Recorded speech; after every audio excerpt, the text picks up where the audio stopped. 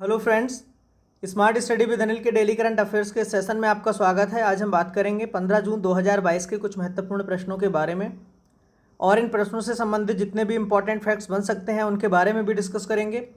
आज के इस वीडियो की पीडीएफ फाइल आप हमारे टेलीग्राम ग्रुप से डाउनलोड कर सकते हैं। टेलीग्राम ग्रुप का लिंक मैंने इस वीडियो के डिस्क्रिप्शन में दे दिया है। तो चलिए आगे बढ़ते हैं।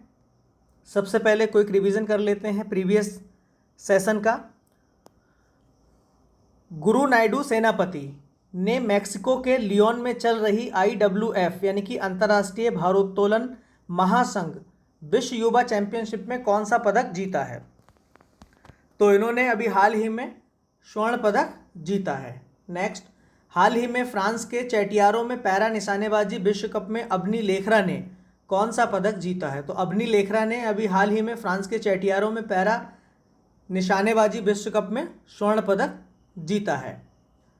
OECD की हालिया रिपोर्ट जून 2022 के अनुसार फाइनेंशियल ईयर 23 में भारत के लिए GDP विकास पूर्वानुमान क्या है? तो ये जो पूर्वानुमान है GDP के विकास का, ये कितना है? 6.9%। हाल ही में राजदूत रबा फातिमा कहाँ की अवर महासचिव नियुक्त हुई हैं? तो अभी हाल ही में संयुक्त राष्ट्र में जो है रबा फातिमा अवर सचिव के रूप में नियुक्त की गई हैं। हाल ही में तेलंगाना के राहुल श्रीवास्तव पी भारत के कौन से नंबर के ग्रैंड मास्टर बन गए हैं? तो अभी हाल ही में राहुल श्रीवास्तव पी जो हैं वो भारत के 74वें नंबर के ग्रैंड मास्टर बन गए हैं।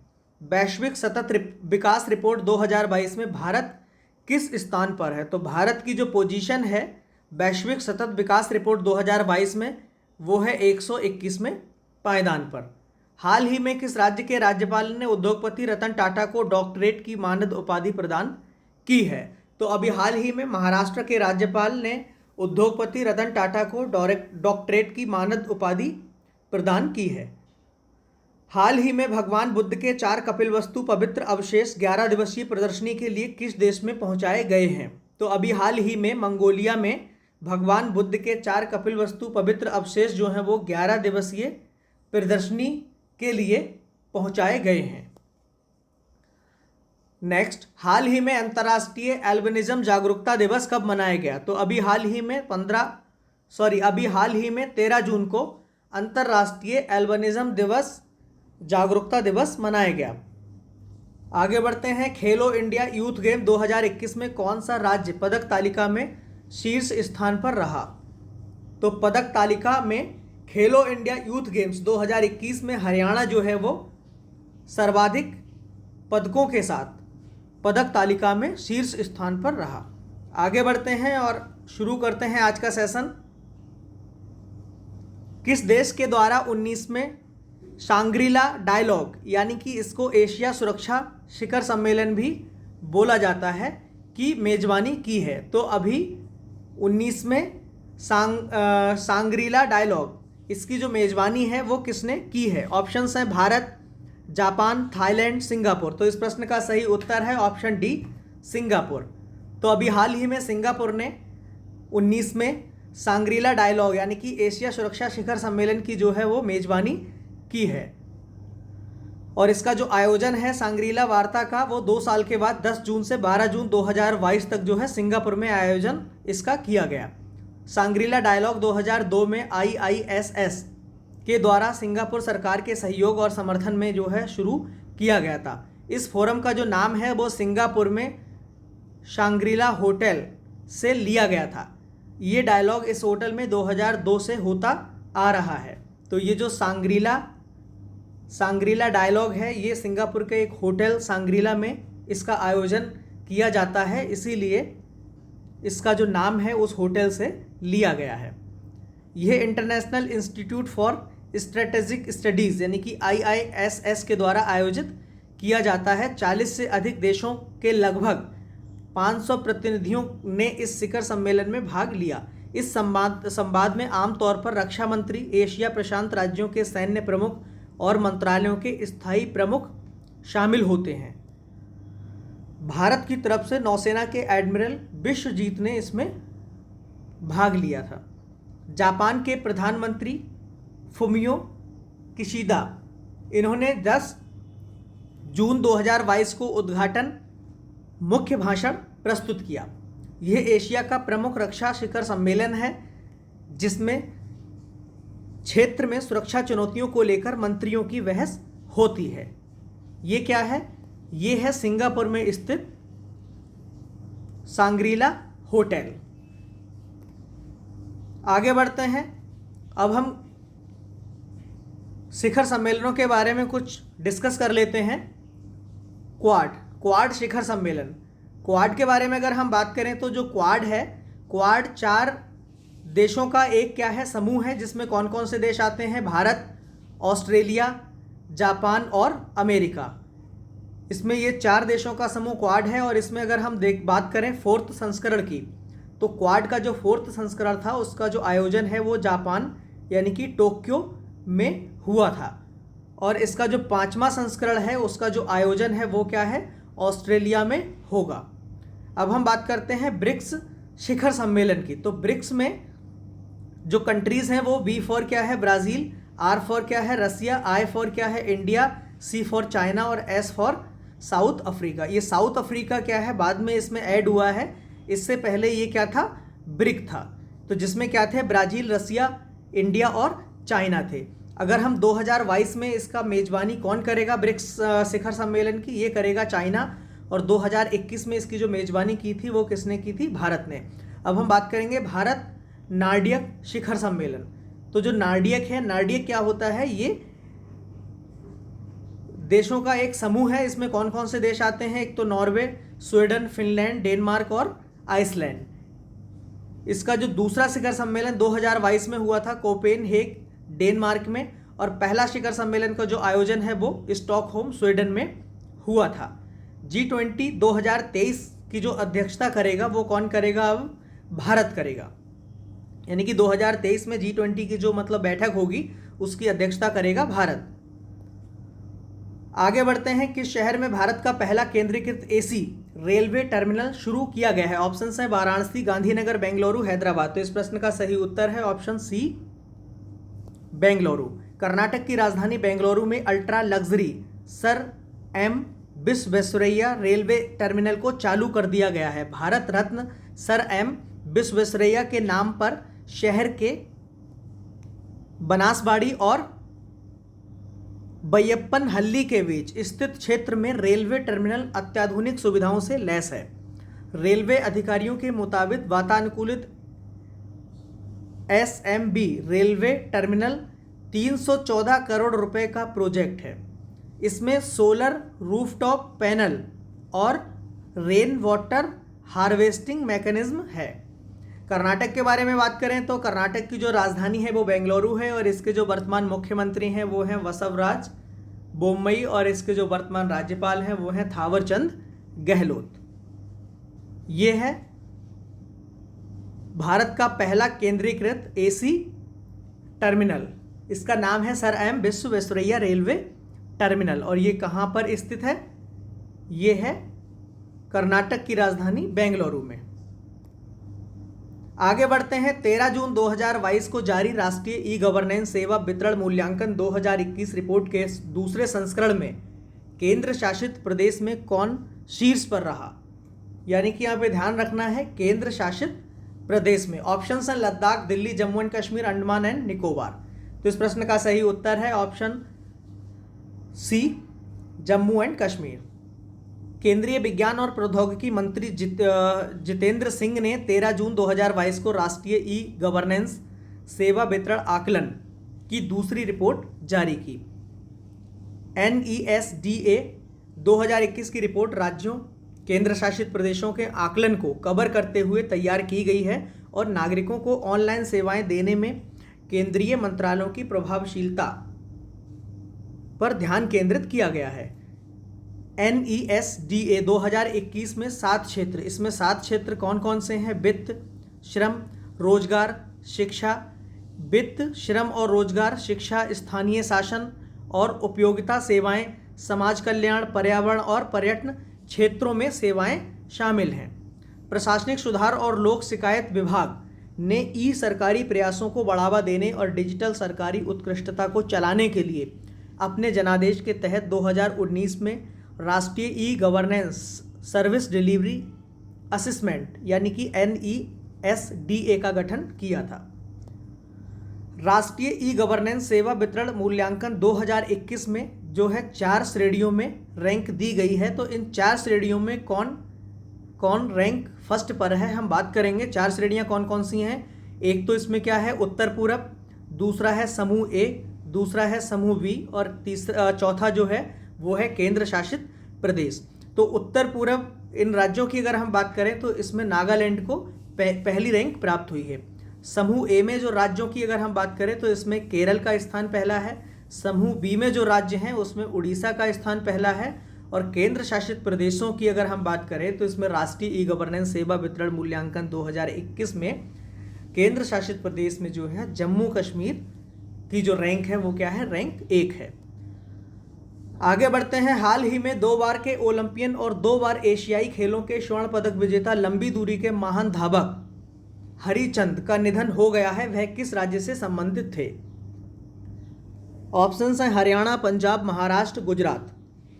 तो इस प्रश्न का सही उत्तर है ऑप्शन बी पंजाब। पंजाब के होशियारपुर जिले के घोरबाहा गांव के रहने वाले लंबी दूरी के महान धावक हरिचंद जिनका 69 वर्ष की उम्र में जालंधर में निधन हो गया, यानी कि जालंधर में निधन हो गया। चंद ने 1978 के बैंकॉक एशियाड में 5000 और 10,000 मीटर का स्वर्ण पदक जीता और सियोल में 1975 की एशियाई चैंपियनशिप में 10,000 मीटर का खिताब भी जीता था।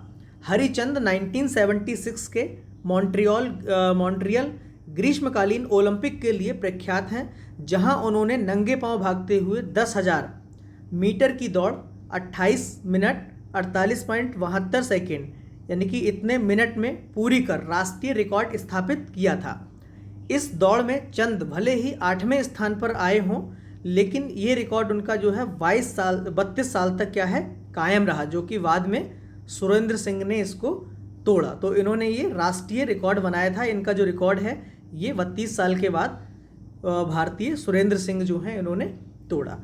मॉस्को में आयोजित 1980 के ग्रीष्मकालीन ओलंपिक में चंद ने 10,000 मीटर दौड़ में 10वां स्थान हासिल किया था। पंजाब के बारे में अगर हम बात करें तो पंजाब की जो राजधानी है वो चंडीगढ़ और इसके वर्तमान मुख्यमंत्री कौन है, भगवंत मान है और वर्तमान राज्यपाल कौन है, बनवारी लाल पुरोहित। ये कौन है, ये हैं चंद यानी कि हरिचंद जिनका हाल ही में निधन हो गया है। आगे बढ़ते हैं। हाल ही में किस टाइगर रिजर्व के एशिया में सबसे लंबे दांत वाले हाथी यानी कि भोगेश्वर की मृत्यु हो गई है। ऑप्शंस हैं Ramgarh Vishdhari tiger reserve, Melghat tiger reserve, Bandipur tiger reserve, Dudhwa tiger reserve. तो इस प्रश्न का सही उत्तर है option C Bandipur tiger reserve. तो हाल ही में बांदीपुर टाइगर रिजर्व के एशिया में सबसे लंबे दांत वाले हाथी जिसका नाम था भोगेश्वर, इसकी मृत्यु हो गई है। तो एशिया में सबसे लंबे दांत वाले, इसकी जो एज थी वो कितनी थी, 70 वर्ष थी। भोगेश्वर की प्राकृतिक कारणों से मृत्यु हो गई। जंगली हाथी जिसे मिस्टर काविनी के नाम से भी जाना जाता था, कर्नाटक के बांदीपुर टाइगर रिजर्व के गुंद्रे रेंज में मृतक पाया गया। मिस्टर काविनी का एक जो दांत था वो 2.54 मीटर यानी कि 8 फीट लंबा और दूसरा जो था 2.34 मीटर यानी कि 7.5 फीट लंबा था। हाथी का नाम भोगेश्वर रखा गया क्योंकि ये अक्सर काविनी बैक वाटर के पास भोगेश्वर शिविर के पास पाया जाता था, तो इसी के नाम पर इसका जो नाम है वो भोगेश्वर रखा गया। कर्नाटक के कुछ संरक्षित क्षेत्र हैं, इनके बारे में हम चर्चा कर लेते हैं। बांदीपुर राष्ट्रीय उद्यान, नागरहोल राष्ट्रीय उद्यान जिसको राजीव गांधी राष्ट्रीय उद्यान के नाम से भी जाना जाता है, वनेरघट्टा राष्ट्रीय उद्यान, अंसी राष्ट्रीय उद्यान, कुद्रेमुख राष्ट्रीय उद्यान। कावेरी वन्यजीव अभ्यारण्य, डंडेली वन्यजीव अभ्यारण्य, कोकरे, वेल्लूर, पेलिकन, भद्र वन्यजीव अभ्यारण्य, वीआर विलीगिरी रंगना हिल अभ्यारण्य, जिसको वीआर हिल अभ्यारण्य भी कहते हैं, रंगाथत पक्षी अभ्यारण्य, गुदबी पक्षी अभ्यारण्य, कुदगलदू पक्षी अभ्यारण्य, मंडागादे पक्षी अभ्यारण्य और डबरे हाथी शिविर हैं। ये कौन है? ये है मिस्टर काबिनी यानी भोगेश्वर हाथी, जिसकी हाल ही में अभी मृत्यु हो गई। तो ये किस टाइगर रिजर्व से संबंधित था? ये था बांदीपुर टाइगर रिजर्व से संबंधित। तो इसका जो सही ऑप्शन है वो क्या है? Option C. आगे बढ़ते हैं। भारत द्वारा नामीबिया और दक्षिण अफ्रीका से चीतों को लाने के बाद मध्य प्रदेश के किस वन्यजीव अभ्यारण्य या अभ्यारण्यों में रखा जाएगा? ऑप्शंस हैं कूनो, पालपुर और नौरादेही वन्यजीव अभ्यारण्य, सतपुड़ा बाघ अभ्यारण्य, पंचमढ़ी वन्यजीव अभ्यारण्य, कान्हा बाघ अभ्यारण्य। तो इस प्रश्न का सही उत्तर है ऑप्शन ए, कूनो, पालपुर और नौरादेही वन्यजीव अभ्यारण्य। केंद्रीय वन, पर्यावरण और जलवायु परिवर्तन मंत्रालय और नेशनल टाइगर कंजर्वेशन अथॉरिटी की महत्वाकांक्षी योजनाओं में से एक टाइगर प्रोजेक्ट चीता के तहत दक्षिण अफ्रीका और नामीबिया से चीतों को लाने की तैयारी है। भारत में लुप्त हो चुके ग्रह के सबसे तेज जानवरों चीतों को 2022 के अंत तक मध्य प्रदेश के कूनो, पालपुर और नौरादेही वन्यजीव अभ्यारण्यों में इनको छोड़ दिया जाएगा। प्रारंभ में एक समझौता ज्ञापन पर 10 वर्षों के लिए हस्ताक्षर किए जाएंगे, जिसे अगले 5 वर्षों के लिए बढ़ाया जा सकता है। दक्षिण अफ्रीका से 12 चीते और नामीबिया से 8 और बाद के वर्षों में और अधिक चीते लाए जाएंगे, ऐसी संभावना है। मध्य प्रदेश में अगर हम प्रमुख देखें अभ्यारण्य, ये कौन कौन से हैं? बांधवगढ़ बाघ अभ्यारण्य, कान्हा बाघ अभ्यारण्य, पेंच बाघ अभ्यारण्य, पन्ना और सतपुड़ा। राष्ट्रीय उद्यान, माधव राष्ट्रीय उद्यान, जीवाश्म वन विहार राष्ट्रीय उद्यान। मध्य प्रदेश का सबसे छोटा जो अभ्यारण्य है वो है रालामंडल, जो कि इंदौर में स्थित है। रालामंडल अभ्यारण्य। केंद्रीय पर्यावरण, वन, जलवायु परिवर्तन मंत्री अभी वर्तमान में है भूपेंद्र यादव। आगे बढ़ते हैं। किस राज्य की सरकार ने फ्रूट्स सॉफ्टवेयर लॉन्च किया है? ऑप्शंस हैं तमिलनाडु, आंध्र प्रदेश, महाराष्ट्र, कर्नाटक। तो इस प्रश्न का सही उत्तर है ऑप्शन डी, कर्नाटक। सरकार ने योजनाओं के लिए आधार आधारित एकल खिड़की पंजीकरण के लिए किसान पंजीकरण और एकीकृत लाभार्थी सूचना प्रणाली या फ्रूट्स सॉफ्टवेयर लॉन्च किया है। फ्रूट्स जो सॉफ्टवेयर है उसकी फुल फॉर्म क्या है? फ्रूट्स यानी कि farmer registration and unified beneficiary information system. Fruits software स्वामित्व को प्रमाणित करने के लिए आधार कार्ड और कर्नाटक की भूमि डिजिटल भूमि रिकॉर्ड प्रणाली का उपयोग करके किसान पीएम किसान के तहत प्रत्यक्ष लाभ हस्तांतरण, फसलों के लिए न्यूनतम समर्थन मूल्य के लिए भुगतान, विशेष वित्तीय सहायता, जाति प्रमाण पत्र प्रमाणीकरण और राशन कार्ड जैसी कई योजनाओं का लाभ उठा सकते हैं। आगे बढ़ते हैं। हाल ही में किस राज्य के मुख्यमंत्री ने देश के पहले कैंसर अनुसंधान केंद्र का उद्घाटन किया है? ऑप्शंस हैं कर्नाटक, केरल, गोवा, तमिलनाडु। तो इस प्रश्न का सही उत्तर है ऑप्शन बी, केरल। केरल के मुख्यमंत्री पिनरई विजयन ने कोच्चि में एक कैंसर निदान और अनुसंधान केंद्र का उद्घाटन किया है, जो कि व्यापक कैंसर निदान सेवाओं के लिए देश की पहली ऑन्कोलॉजी प्रयोगशाला। ऑन्कोलॉजी मतलब क्या होता है? जिसमें कैंसर से संबंधित स्टडी की जाती है, ऑन्कोलॉजी प्रयोगशाला है। कैंसर निदान और अनुसंधान के लिए कार्किनोस हेल्थ केयर का उन्नत केंद्र व्यक्तिगत लक्षित चिकित्सा में सहायता के लिए आणविक और जीनोमिक स्तरों पर नमूनों का विश्लेषण करने के लिए केंद्रीय प्रयोगशाला के रूप में काम करेगा। कार्निकोस हेल्थ केयर ने इस केंद्र में सबसे उन्नत उच्च थ्रूपुट HPV परख उपकरण कोबास 6800 स्थापित किया है। ये क्या है? ये जो है ऑटोमेटेड यानी कि स्वचालित मशीन है, जिसमें सभी उच्च जोखिम प्रकारों के 1200 से अधिक मानव पेपिलोमा वायरस HPV परीक्षण करने की क्षमता है। इसने 2030 तक सर्वाइकल कैंसर को खत्म करने के विश्व स्वास्थ्य संगठन के मिशन का समर्थन करने के लिए Kerala federation of obstetrics and gynaecological जैसे संगठनों के साथ में भागीदारी की है। केरल के बारे में अगर हम बात करें, इसकी जो राजधानी है तिरुवनंतपुरम है और इसके जो राज्यपाल हैं वर्तमान में आरिफ मोहम्मद खान हैं और जो मुख्यमंत्री हैं वो हैं पिनराई विजयन। आगे बढ़ते हैं।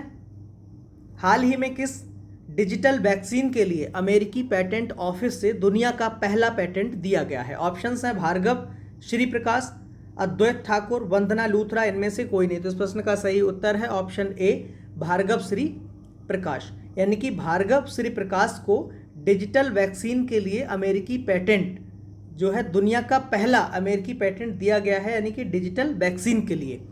तो भारत के बायो मेडिकल टेक उद्यमी भार्गव श्री प्रकाश को डिजिटल वैक्सीन के लिए अमेरिकी पेटेंट ऑफिस ने दुनिया का पहला पेटेंट दिया है। Bhargava Shri Prakash life science startup friends learn के संस्थापक हैं।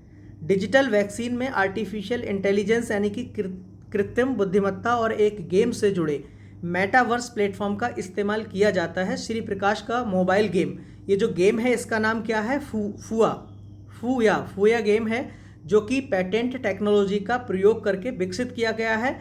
इसका जो क्लिनिकल ट्रायल है वो 3 से 18 साल के बच्चों पर किया गया है।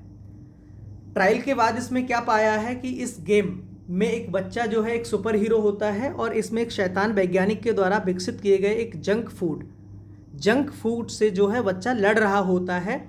तो जिन बच्चों ने हफ्ते में केवल 20 मिनट फूया गेम खेला, ये जो गेम फूया गेम है, जिन बच्चों ने 20 मिनट खेला उनमें जो है तत्काल हेल्दियर फूड चॉइस की प्रवृत्ति जो है उभर कर सामने आई, जिससे पॉजिटिव हेल्थ आउटकम देखने को मिलने लगे। डिजिटल वैक्सीन के जरिए post traumatic stress, mental disorder, mental health, sexual health, कोविड-19, इन्फ्लुएंजा, कार्डियोवैस्कुलर डिजीज, हाइपरटेंशन, कुछ प्रकार के कैंसर और कॉग्निटिव बीमारियों के निपटने के लिए जरूरी व्यावहारिक हस्तक्षेप बिहेवियरल इंटरवेंशन किए जा सकते हैं। तो इस टाइप का जो गेम है, इस टाइप से हम इन बीमारियों के लिए भी कौन सी तकनीक का प्रयोग कर सकते हैं? ये जो है डिजिटल वैक्सीन आर्टिफिशियल इंटेलिजेंस यानी कि कृत्रिम बुद्धिमत्ता, एक गेम को बनाकर इनसे निजात पाई जा सकती है। वर्चुअल दुनिया में सॉफ्टवेयर, बायोमार्कर आदि के जरिए स्वास्थ्य समस्याओं के प्रति लोगों को सचेत कर उन्हें अच्छे स्वास्थ्य मानकों को चुनने के लिए प्रोत्साहित कर दिया जाए तो स्वस्थ स्वास्थ्य संबंधी जो आदतें हैं वो अभूतपूर्व बदलाव उनमें लाया जा सकता है। ये कौन है? ये है भार्गव श्री प्रकाश। आगे बढ़ते हैं। हाल ही में किस राज्य में एक असामान्य टाइटेनोसॉरिड डायनासोर अंडे की खोज की गई है? ऑप्शंस हैं उड़ीसा, मध्य प्रदेश, गुजरात, झारखंड। तो इस प्रश्न का सही उत्तर है ऑप्शन बी मध्य प्रदेश। मध्य प्रदेश के धार जिले के बाग इलाके में, धार जो जिला है उसके बाग इलाके में पहली बार भारतीय शोधकर्ताओं की एक टीम ने एक असामान्य टाइटेनोसॉरिड डायनासोर के अंडे की खोज की है। शोध दल ने पडलिया गांव के पास एक असामान्य अंडे सहित 10 अंडों से युक्त एक सैरोपोड डायनासोर के घोंसले की खोज की है। अगर हम बाग, ये जो धार जिला है इसके बारे में अगर हम बात करें तो इसमें क्या है, बाघ गुफाएं हैं इसमें, और धार का जो किला है वो फेमस है। तो बाघ की गुफाएं हम देख लेते हैं किस लिए फेमस हैं। इन गुफाओं का जो संबंध है वो बौद्ध धर्म से रहा है। इसमें अनेक बौद्ध मठ और मंदिर देखे जा सकते हैं। अजंता और एलोरा की गुफाओं की तर्ज पर ही ये जो गुफाएं हैं ये बनाई गई हैं। इन गुफाओं की जो खोज है वो 1818 में की गई थी। माना जाता है कि जो 10वीं शताब्दी में बौद्ध धर्म के पतन के बाद इन गुफाओं को मनुष्य ने भुला दिया और यहाँ पर बाघ निवास करने लगे, इसीलिए उन गुफाओं को बाघ की गुफाओं, इसमें बाघ जो हैं वो निवास करने लगे, इसीलिए इन्हें बाघ की गुफाएं यानी कि बाघ गुफाओं के नाम से जाना जाता है। इसमें ऐसी भी मान्यता है कि यहाँ पे 5 पांडव आकर रहे थे। धार का किला ये देख लेते हैं। 14वीं शताब्दी के आसपास सुल्तान मोहम्मद बिन तुगलक ने इस किले का निर्माण करवाया, जो कि हिंदू, मुस्लिम और अफगान शैली में बना हुआ है। आगे बढ़ते हैं। कल एक प्रश्न पूछा गया था जिसका उत्तर आपको कमेंट्स के जरिए बताना था। प्रश्न क्या था? संयुक्त राष्ट्र महासचिव एंटोनियो गुटेरेस ने अंतर्राष्ट्रीय डिजिटल सहयोग के कार्यक्रमों के समन्वय के लिए प्रौद्योगिकी पर अपना दूत किसे नियुक्त किया है? तो इस प्रश्न का जो सही उत्तर था वो था ऑप्शन बी, यानी कि अमनदीप सिंह गिल। आगे बढ़ते हैं। आज का सवाल, इसका जो उत्तर है आपको कमेंट्स करके बताना है। प्रश्न क्या है? हाल ही में तेलंगाना के राहुल श्रीवास्तव पी भारत के कौन से नंबर के ग्रैंड मास्टर बन गए हैं? ऑप्शंस हैं 72 में, 73 में, 74 में, 75 में। तो इस प्रश्न का जो सही उत्तर है वो आपको कमेंट्स करके बताना है। तो आज के लिए बस इतना ही। अगर आपको वीडियो अच्छा लगा हो तो वीडियो को लाइक करें, कमेंट करें, शेयर करें और इसके साथ ही अगर आप हमारे चैनल पे नए हैं तो चैनल को सब्सक्राइब करें और इसके साथ ही बेल आइकन को प्रेस करना ना भूलें। धन्यवाद।